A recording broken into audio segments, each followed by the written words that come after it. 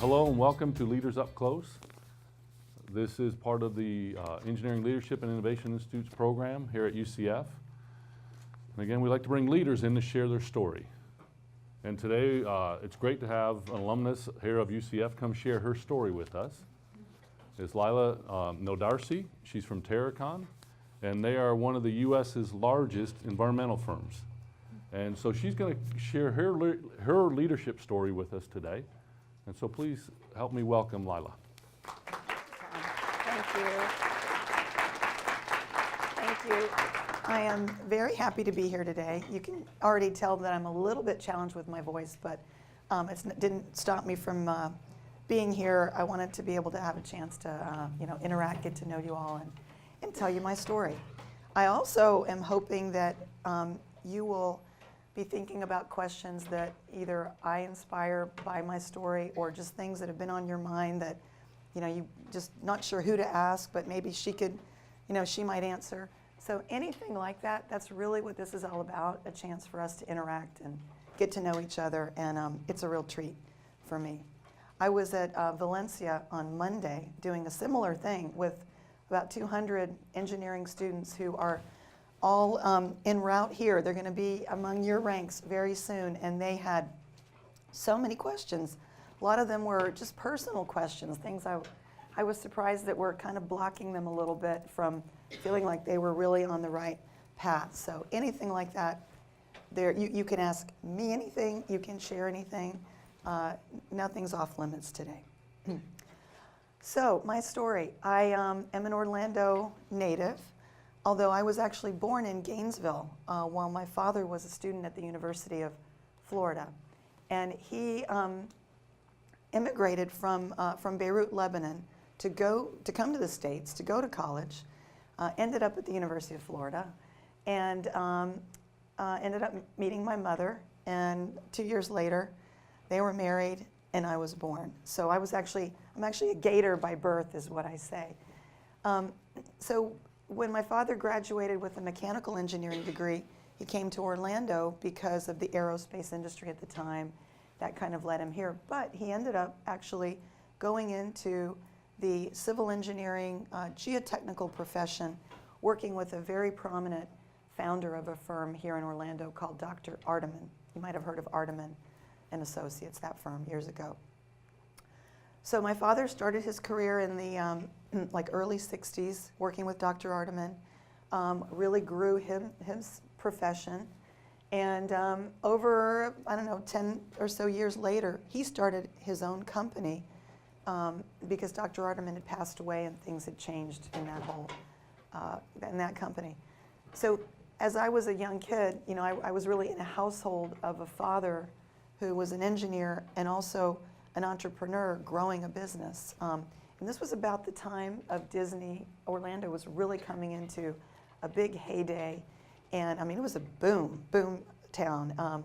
The Orlando airport, what you see now, which wasn't there then, was all being developed. And my father's first project was actually the Orlando airport. So things like that really helped him launch his profession. But again, I'm a kid at home watching this stuff and helping raise my siblings, and a graduate of Boone High School here in Orlando. So after high school, I always liked working. I was very entrepreneurial. I would babysit all the kids in the neighborhood. I would do anything to make extra money. But I had 3 cousins who had a business, clothing business, a retail store in Orlando, and they were doing very well. And they said, hey, if you want to come work in the store on Saturdays, we'd love to have you. So I started doing that, working Saturdays, eventually working a couple days a week. I was ready to go to college, kind of wanted to stay in town, but also had the idea of maybe going to University of Florida. But my father said, no, why would you want to go to University of Florida? We've got this great college right here, FTU. Go here. So he did, being an engineer, he did this whole thing of pros and cons and why stay here and why go there. And anyway, long story short, as you might imagine, he talked me into staying right here and told me, start here, and after 2 years, you can go anywhere you want to go after that. But he knew once I got started, I would really like it and I wouldn't want to leave, and that's exactly what happened. So I showed up on the FTU campus and started in communications. That was my major, communications, journalism. I liked the whole concept of being able to communicate ideas with people, with the public, and that sort of thing. I was still working in the clothing business and was getting a little weary of retail. Anybody here work in retail ever? And the hours, and forget the holidays, right? I mean, you hate the holidays because that's when you really have to work the most, especially the Christmas holidays. So I was getting very weary of that. I was watching a lot of my colleagues in the communications major having a hard time getting a job because the market was a little soft. It was very, very competitive. And I'm thinking, all right, I'm not going to go 4 years, 5, right? 4 years and come out and then not be able to go into an established profession. I felt like I'd have to start all over at that point after graduating to really embark on even trying to find a career. So I was having all this stuff going on in my head. And right about that time, I took you have to take one class in every college at UCF to learn and have a kind of a good perspective. I think that's still the case. And it was a great thing for me because I took the Man in the Environment class. Do they still have that class? Do you still have? It's an upper level, kind of an introductory class to engineering, and it was used to introduce it to everybody on campus. And what I learned, it was kind of a recruiting ground because they'd look to try to get students to consider engineering if they hadn't already in that major. And so I had a great professor, Dr. Taylor, who I believe is still here, and he knew about my father's company. He just kind of took a special connection with me, and he said, your father's got this great company. Have you ever thought about engineering? It's a great profession, and it's great for women. And I was the first person that had ever even said those words to me. My father never had. I think my father really thought of me and kind of maybe in a different field, never really thought of me getting into engineering, which is kind of interesting. He loved that I did, but he was not the one. Everybody always thinks that he was not the one that really planted the seed. It was my professor here on campus, Dr. Taylor. And so I was thinking all through that class. And by the end of the class, I started talking to my father about, what if could I maybe come and work at your company just to see what it's like? And he was a little bit surprised that I even had the interest. But after a while, he said, well, sure, I guess you could come and check it out, see what it's like. And in his business, there was a laboratory where you test soils. We actually, if you haven't seen it yet, I ended up sponsoring the Nodarse lab on campus in my company. But that's where I first learned a little bit about the geotechnical engineering profession, was working in the lab. And I really liked it. I enjoyed the work. I enjoyed working with engineers. It kind of opened up a whole new realm. It had this whole thing of professionalism and ethics, and I loved all of that. I thought that was great, and it really just resonated with me. And so I remember going and telling my cousins who thought I was going to stay working with them for a long time in their business that was growing, that I was going to leave and go into the engineering profession and start working part-time, but like 30 hours a week in my father's company. So big transition, made that leap, moved from one end of the campus over here to the first engineering building, and started my whole practice in studying engineering. And it was very hard, and it was very rigorous, but the fact that I was able to continue working and really kind of understand the realities of why we're studying and doing the things that you're doing now, it gave it a real meaning for me. And I always say it was the reason why I was able to complete the degree, because if I didn't see how it was kind of put to use in some ways, I think it would have been very, very hard for me to have completed it. But I did, and went to work in his company full-time as a project manager, worked in construction, on some projects at Florida Hospital, at Disney, at the airport. And kind of fast forwarding a little bit, about 10 years into my career, and I'm starting to feel like I really got this. You know, I got this. This is good. I'm progressing. I'm actually managing a department now in the company. His company's booming. He went from himself to like 8 offices in Florida, 300 people. Just great reputation. Everybody knew who we were, and you know, we were the best in the geotechnical field. And so one day, and I'm thinking, okay, this is gonna be my path. I'm just gonna follow this path, and maybe I'll eventually run this company, and this will be great. One day, my father invites me and my mom to lunch on a Friday, and I thought, oh, good, we're celebrating something, but I don't know what. We're celebrating that my father decided to sell his company. So my mom's in tears because she had no idea, and it wasn't really anything that she'd ever thought about. It was very much an identity thing, and she thought that all of a sudden everything was going away, which it didn't. But and I was just like in shock. It's like, okay, I never even considered that that was a possibility. Now you hear companies every day, right? So and so bought this one, merging. In those days, like 20 some years ago, you didn't really hear about it that much. It wasn't quite as common. So it was kind of a big thing. And so it kind of rocked my world too, because I had this whole thing in mind of a path for myself.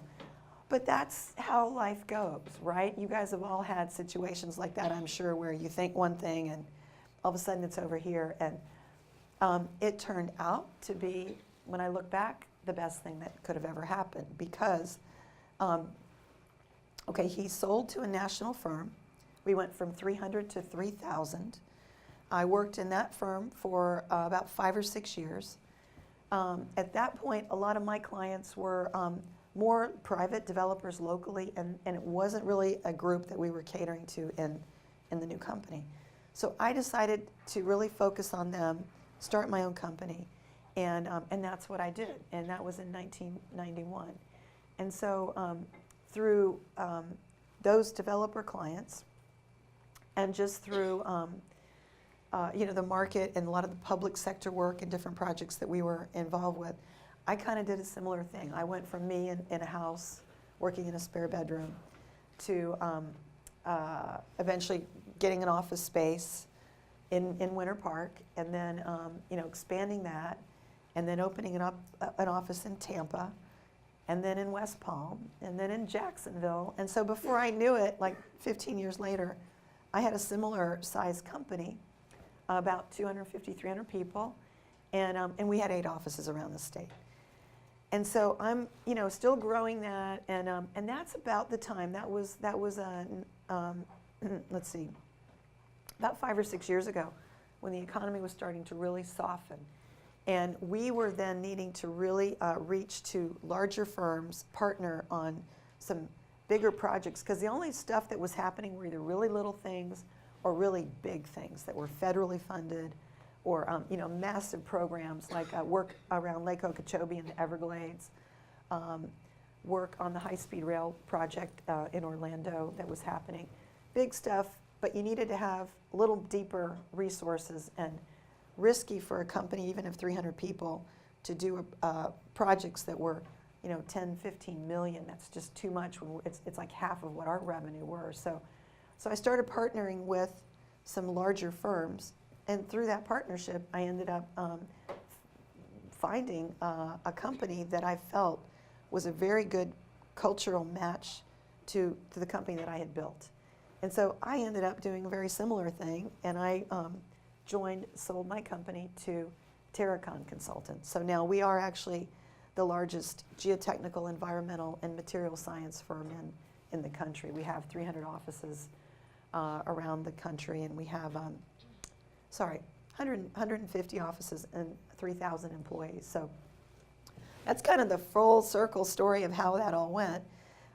It was all not without challenges, and I have 2 children, 2 boys. They're 14 and 16. So I was also, you know, being a mother, you know, birthing children, birthing this business, doing all this, and then growing this company with, you know, with a team through these years. So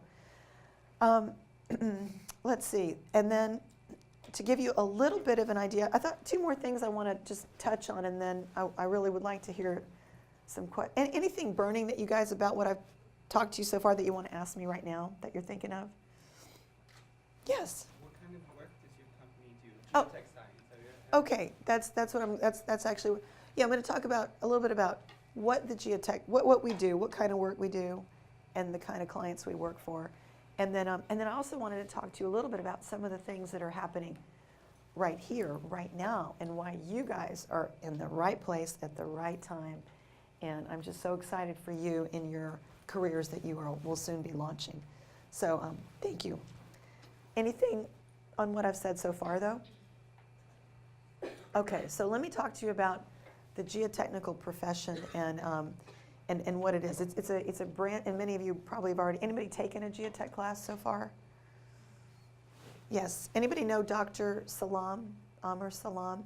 He's one of my colleagues, and he's an adjunct professor. And yes, I adore him just as much as you do, and he's wonderful. So thank you. Our profession is I like to say it's a branch or a niche of the civil engineering profession. We work with civil engineers, structural engineers, architects, designers, in really designing the foundations for whatever type of building or structure is going to be built. It can be a house, it can be a bridge, it can be a high-rise building, it's this building, any type of building. And in Florida, we have some very challenging soils. If you haven't taken the boat tour in Winter Park, it's a really cool thing to do. You go all through the chain of lakes, and they take you to some of the most expensive real estate in Central Florida called the Isle of Sicily. It was a dredged piece of land that was made to look like Sicily, and there are maybe 12 homes on this, and each one of them probably has $1 million worth of below ground structure just so that they can be supported. So, I mean, there are times when even a home has a very robust foundation system just so it can be supported. And then, of course, when you get into, imagine rides out at Universal. It's probably not a great topic today. Rides at Universal or bridges or, high-rise buildings downtown Orlando, 20, 30 stories, things like that. Those are all things that we look at. We actually drill, see what kind of soils are there. We have drill rigs. Classify the soils. That was my first job I talked to you about in the lab. And then we run a series of analyses to see what kind of foundation system. There's all different kinds you can use, and of course, depending on what you use, the price can vary quite a bit, from just a very shallow foundation to pile supports to mat, thick 5-6 foot concrete mat support. We analyze all those things. That's one branch of what we do. The other area is the environmental practice, which is very, very broad, as you know. Those of you, anybody in environmental practice studying environmental sciences and engineering, very broad, great field. The field that we specialize in has to do with any kind of contaminants, whether it's of soil or water, or in buildings, it could be asbestos, lead, things like that. We assess, we analyze, and then we remediate any kind of an environmental contaminant. And then the third area is what's called, it's a material science area, or construction material testing, where once the project's being built, we test all the construction materials, the concrete, the steel, the asphalt, even the soil when you're densifying soil to make sure it meets the right densification. Those are all quality control measures that engineers do for owners to make sure that the owner is getting what he either is paying for concrete, or that the structural members are all meeting code, and you're not going to have some kind of a structural failure. So it's kind of a watch on the construction and the contractor representing the owner. So, I mean, those are three totally different things, right? I always say we're like three businesses in a business, but for some reason, most of the geosciences firm, we do all those three things. So you could end up working, studying in environmental engineering, in geotechnical engineering, or even material science, and we would be a company that you would look to work with. So that's about what we do. What I love about what we do is if you start thinking about that, every single project requires a geotechnical engineer. Everything. You can't build a road, you can't build a house, you can't build a treatment plant, you can't build anything without first knowing what's there in the soil, analyzing it, and making sure that you've got a good foundation. So it really means that everybody's a client. And so me being that communications people, I love people person, it allowed me to meet so many different people. I work with every profession. I work with every type of civil engineer, from wastewater to water to roadway to land developer. I work with architects. I work with structural engineers. I work with contractors. It's very, very broad. And then it just allows me to have a broad network of people in the community that I work with, which is wonderful. So a little bit about things that are happening here right now. Who knows about the Sunrail project? Yes. Are any of you, have you thought about how you might be able to actually ride Sunrail in I guess out here right now isn't going to work, but either for work or for personal commuting? Is it anything yet that you see where it's going to be able to be a part of your life once it's here? Where is it running from? It's going to run from Lake Mary down to Sand Lake Road, and it'll run all through the downtown corridor, and you'll have, I think there are maybe like 12 or 15 stations. So like if you live in Winter Park and you want to go to a Magic game, you just go to the station in Winter Park, take it downtown to the Magic game, come back. You don't have to go park your car in the arena and do all that kind of stuff. If you work at Florida Hospital or ORMC and you live in Lake Mary, you'll be able to ride right into work because there are stations right at those locations. So, but those are the kind of, that's like a game changer project and that's phase one that you'll all hopefully be riding the early part of, middle of next year. Phase two is in design, and it'll go north of Lake Mary up into Volusia County and south of Sand Lake Road down into Osceola County. So, I forget, it's like a total, 61 miles is phase one, and then I think it adds another 60, 30, and 30 for phase two. So, but this is like a big game changer for our Central Florida. Just that fact that we have rail and people will know what that means, and I think it'll generate more rail for Central Florida. The airport is getting ready to embark on a major expansion, a new terminal, a lot more runway. And then, has anybody heard of the I-4 Ultimate project? You have? What have you heard about it? It's going to be insane for the next 7 years. They said that they're going to tear down the whole thing, essentially, instead of doing piece by piece, and they can't just remodel it anymore because the foundation is maxed out.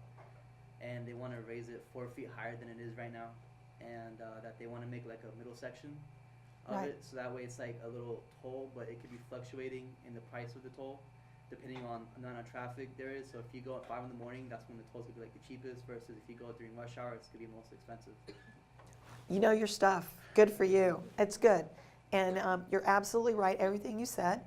If you guys have, write down I-4 Ultimate and look at that website.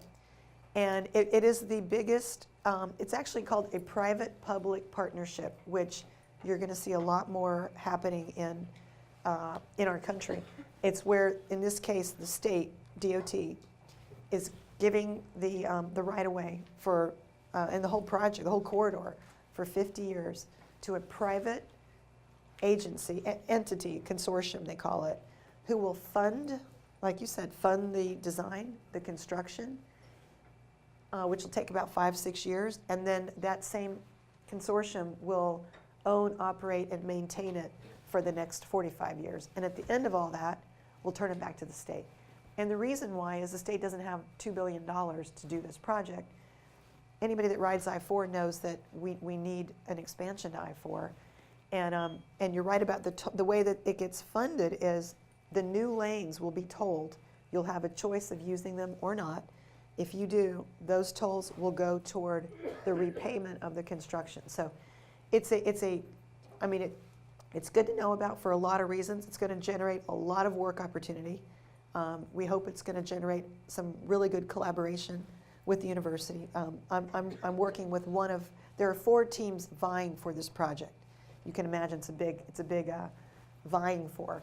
Our team is looking to collaborate with UCF because there's a lot of research that can go on to and how we will be able to tap the resources here and have a good benefit. But confidential, that stays in this room, guys, okay? Till we win this project.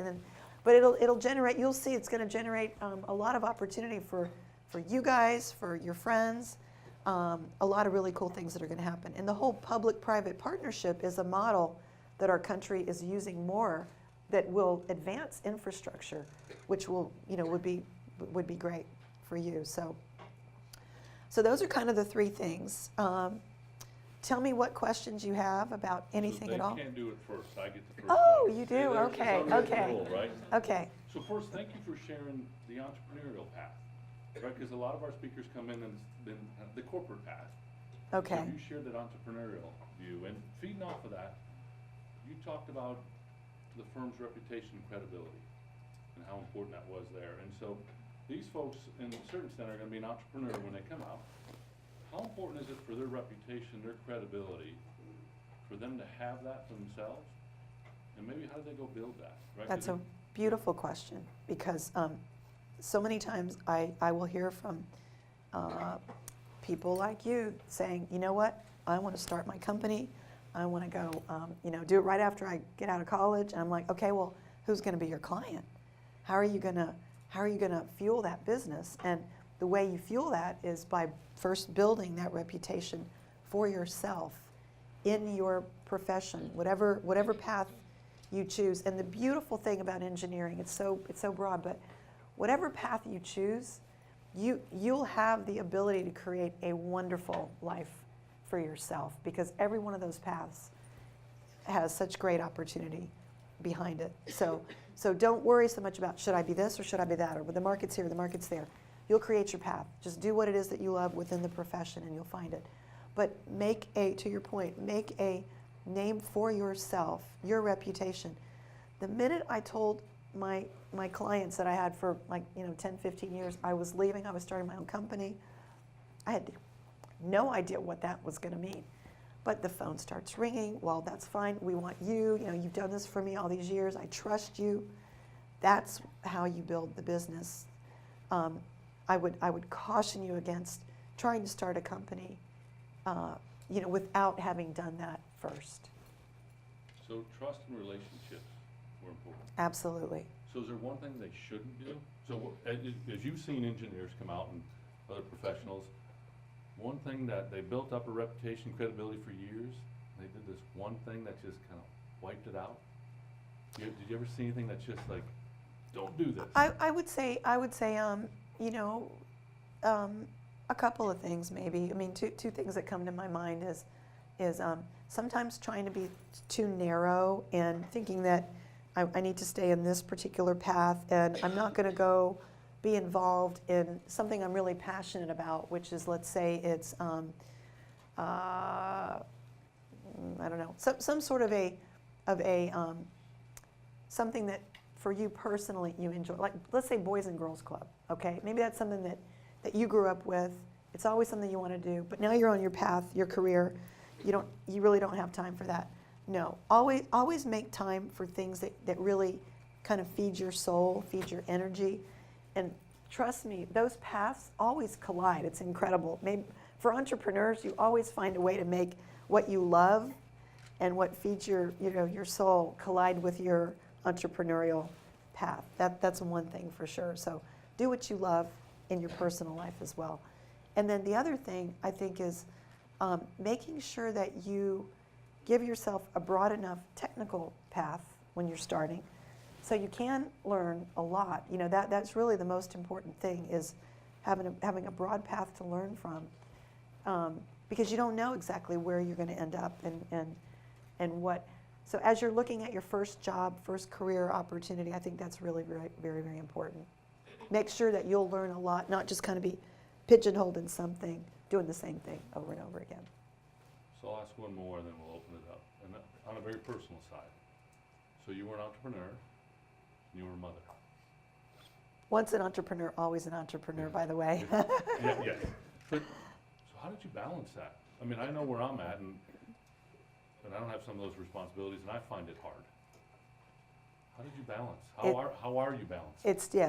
It gets harder and harder. It's funny, people told me, oh, wait till your kids are, when they were babies, I'm like, oh, this is so hard. Wait till they're teenagers, or wait till they're, I'm like, no, it'll get easier. But no, it doesn't. It gets more challenging because their worlds become so evolved and so many. So the balance is never anything that I think anybody feels like they do perfectly. And I think you just have to accept it, that it is what it is, and you make the best of it.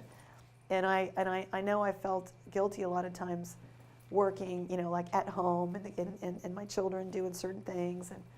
But I came to realize that they actually learned a lot from watching me or being around me or being in my office or, helping me with certain work projects. They've learned a lot. They've become entrepreneurial from it. And they're proud of it. They're really proud of it. It makes them, one of my sons said to me the other day, he's like, Mom, I'm really glad that you're not one of those moms that,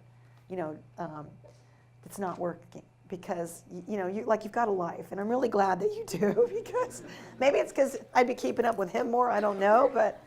But anyway, I thought it was really cute. They're proud, and once I realized that too, it made me feel a little bit better. But there's no perfect answer to that question. Yeah. We all struggle with the balance. Yes. Oh, Although I will say it is a good balance that you can have in this profession. I have friends in other professions where it is much more challenging. Engineering and balancing your family for both men and women, I think it's a lot easier balance. We'll let Robin ask the first one. So going back to your personal passions and kind of combining that with your career, you give back quite a lot to the community. Will you share some of the things that you do to benefit the community and why you have such a personal commitment, such a strong personal commitment to that?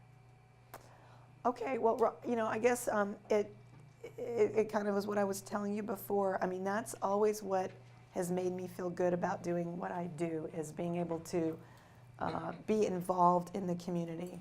Now I'm in a position where I can actually financially contribute to certain things like UCF that are very near and dear to my heart. So, you start out as someone who contributes your time to things that you love and enjoy. And as I said, it turned out to be probably the thing that really made a big difference in my business, in my career, because I met so many people. So it's kind of a natural thing, and it's what I always loved, and what I learned from both my mother and father, always giving back.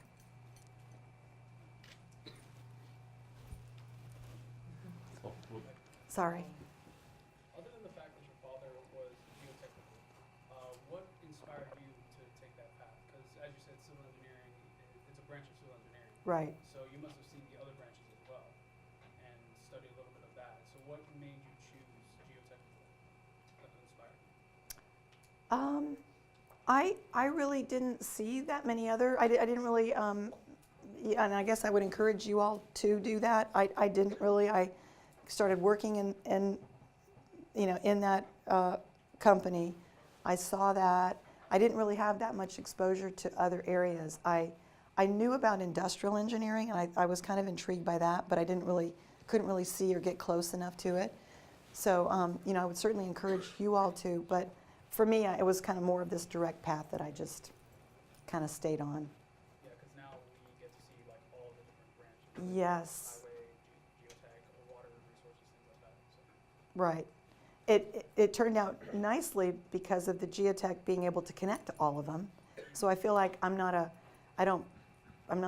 proficient in all of them, but I know a little bit about all of them because we engage with all of them, being in the geotechnical profession. All right. Well, I have two questions. The first one was kind of related to what he said. I'm going to ask it anyway. You got involved in geotech because your father was involved in geotech and you found your passion in that field. Do you think that if he would have been working on a different field, like on a mechanical firm or an electrical consulting firm, you would actually gone there too, or do you still stick with geotech? That's a great question, and I think probably not. Because what I do know of it, I don't think it would have been as people interactive for me. And because I'm more people person, I don't think I could have fulfilled my, that side of me. But that's an interesting observation. Okay. And then the second question, entrepreneurship it's a very tough field, especially because you're starting from zero. Most of the time you're actually being creative or developing new kind of technologies and new stuff. Would you say that right now, at the point where you are at your career, would you start a new company, a new entrepreneur, idea, start fresh, or you're just settled? Well, not settled, but you're happy the way you are. That's another great question. I think like I was saying earlier, if you have that entrepreneurial spirit, it never goes away. Never goes away. I mean, it's just like you're always thinking about, okay, how can I do this? How can I do that? Who can do this better? So it's always in you. Would I start another company doing what I did? No. I mean, I invested 20 years of growing that company. I gave it the best platform that I possibly could have, and I feel good about where it all has gone, and I'll continue to help carry it forward.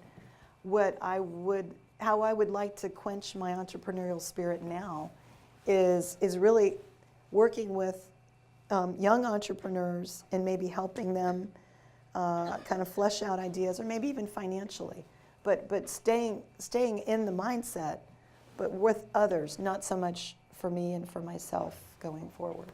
So it's almost full circle again, giving back Right. what you know. Yeah, which, that's the natural progression, I guess, of things too, and what feels really good to me now, and why things like this are ideal. So, thank you for your questions. As an entrepreneur, how do you find inspiration to move forward and create new things? How do I find Inspiration. inspiration? Yes. I think the ideas always flow. You guys probably all, so it's not a lack of having the ideas flow. But what I do find is you got to keep energy for yourself. You got to have energy to have the ideas flow and come forward. So, and that's different for different people. We talked about, making sure that you're kind of feeding your soul, finding your passion, getting exercise, doing all the things you need to do to be a healthy and an energetic person. And I think that in combination, the ideas will always be there to flow. Thank you. The technology in your field has changed a lot since you started your business. How do you make sure your business candidates employees stay ahead of the curve in that regard? That was actually one of my reasons why I wanted to join up with a larger company, because they had very robust technology in terms of data management. And on the construction side of the business that I was talking to you about, I mean, it is a voluminous amount of data when you're out on a job and you're running all these tests on all these different components, and they all have to be assembled, they all have to be communicated to a variety of building departments, architects, contractors. So becomes this huge data management thing, and it really was weighing on the system.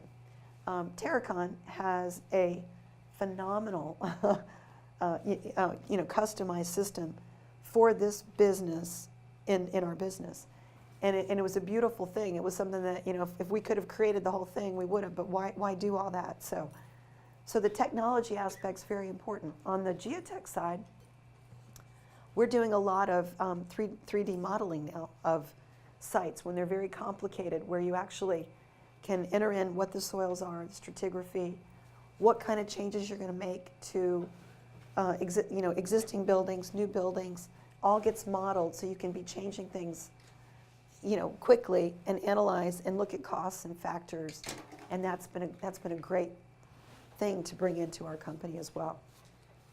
So, got to keep up for sure. So back to construction management and Yeah. I haven't been in the field, right? But perceived to be fairly male dominated. And so here you are running this business. Do you ever run into challenges of maybe a male dominant field, and here you are making a huge difference? I'd say, and I get that question all the time, I'd say 90% of the time, it actually is the opposite. It becomes an advantage. 10% of the time, and it's not usually like client barriers. It's almost never a client barrier. But sometimes internally, working with some colleagues, some colleagues just don't feel as comfortable working, especially with, I had, a very candid conversation this morning with, I'm a very strong personality. Not a strong voice today, but I'm a very strong personality. And some men have a hard time taking that from a woman working more as colleagues. That's been more of, I'd say, a challenge than in a client perspective. Okay, so there's a bunch of men sitting here. Give them a little advice. Give them advice. How do they need to behave, right? So they're going to leave and... Respect your mother and you'll do fine. Yeah. It's that simple. Pretty much, or if you have sisters, no problem. And it's been interesting to see some men had a hard time and weren't really attracted to working in my business because they weren't sure, I don't know if I can work for, a woman. But very few. And I have a great working relationship with my colleagues. Every once in a while, a little bit of a challenge, and it's just something that, that you work through. The great thing with you all and the way that I see it with my kids in high school and with you all in college, everything's teams, right? You're doing so much work as teams, collaborating. You are just being so well prepared for what the real world is all about that I think a lot of that gets really taken care of through the work that you're doing right here, right now. You were talking about how you wouldn't be able to go into mechanical because it's not as personal as the field you're in now. That's my perception. I could be wrong. Okay. I was just hoping you could elaborate on that. But, and just which branches in your experience, you've seen to be more person-to-person oriented as opposed to individualistic or whatever. But if you're not comfortable going, It's just my perception in working with that, say structural engineers tend to be a little more less communicative in broad groups. I think mechanical engineers, I don't know. fair enough. I know the civil, I think all the civil engineering and environmental, most of them are pretty broad because you're dealing with the public so many times. Many times you're going before, if you haven't been to your city or your county public meetings that they all have every month, it's a great thing to do and sit in and learn. You can watch them on TV sometimes, but you'll always see engineers, we have to get up and make presentations about projects that we want to carry forward, or even the city and county engineers have to get up and before all the city commissioners and tell them why we have to expand this treatment plant or why we had a failure on this roadway. So do make sure that you are getting the communication part of this. I felt like it was an advantage for me starting there because it's one area that in most of the engineering branches, I think it's really important. And what can actually separate and kind of allow you from staying at a certain point in your career and elevating much further.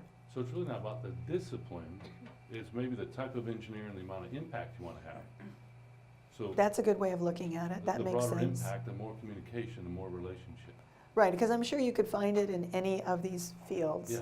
It's just how you, so it's like I said, yeah, you'll go with what you love, you'll find your path. And many of them will give you the opportunity to work with a wide range of people. Could you speak to does life get easier after we get this degree?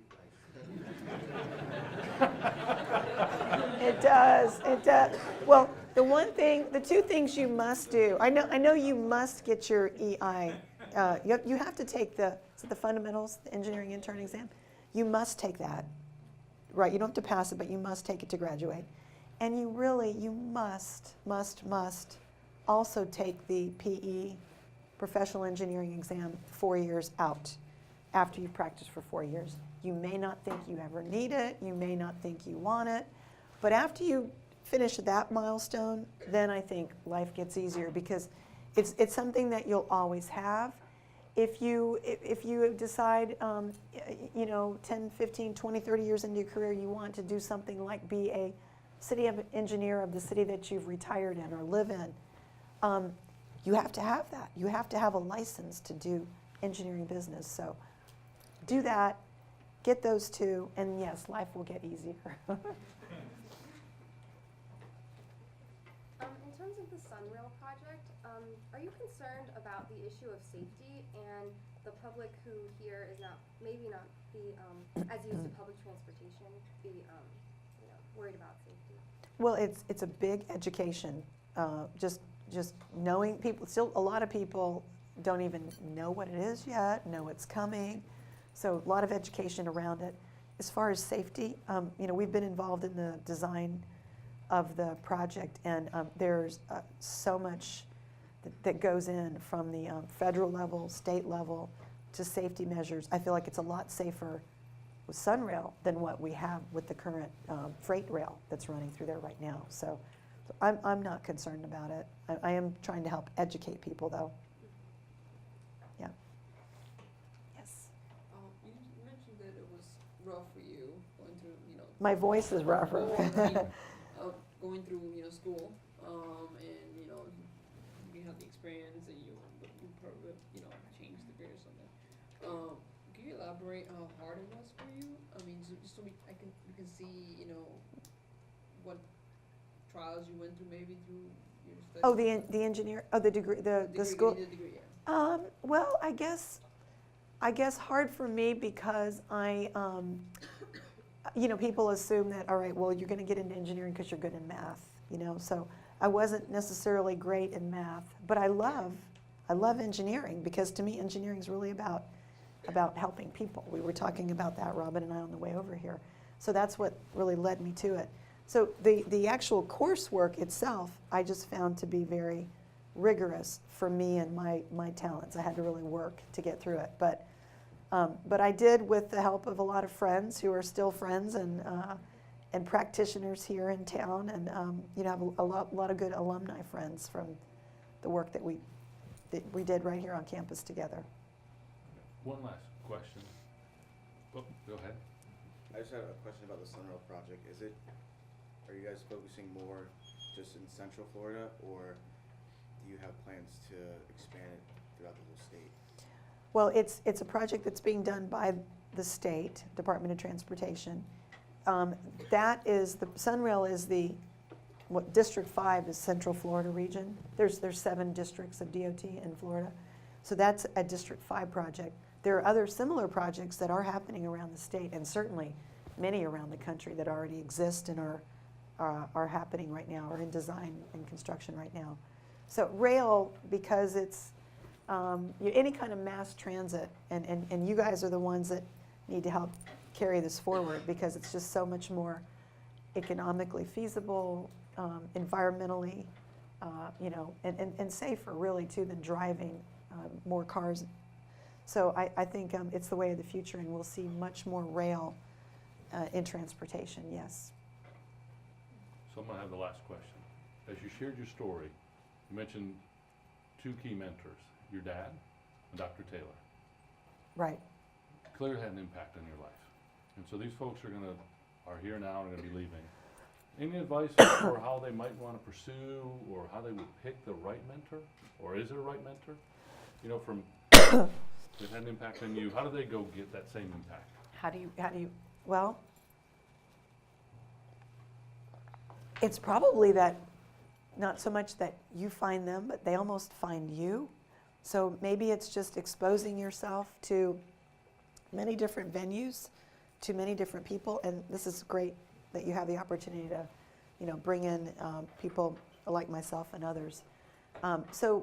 So having those kind of opportunities where you're meeting a wide variety of people, and I think the mentors you'll find each other, I think. And I certainly would be happy to communicate with any of you. You can get my email, my cell. I'm happy to help you any way that I can.